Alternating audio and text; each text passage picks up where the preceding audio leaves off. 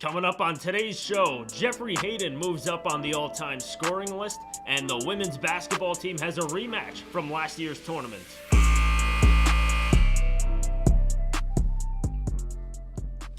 Well, Jeffrey Hayden entered Wednesday's game against Holy Family with 1,430 career points, and he needed just 3 more to move into 5th place on the program's all-time scoring list.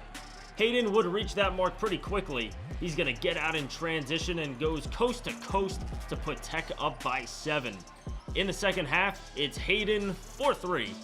He would finish with a game-high 22 points, but he also dished out 5 assists. This one to Brandon Redendo, who played well in his first start of this season. Redendo came away with 16 points, 14 of them coming in the second half.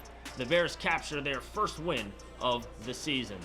So here's what the program's all-time scoring list looks like. Hayden needs 300 points to pass Kelvin Hicks, who ironically is having his number 42 jersey retired during this Saturday's game. Hayden is ultimately chasing Bryant Lassiter, who's now an assistant coach with the women's basketball team.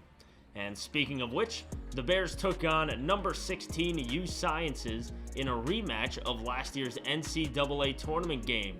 Ketsia Athias had a double-double in last year's game, and this one was no different. 15 points and 11 rebounds for the sophomore, her 3rd double-double of the season. But Jess Huber took control of this game.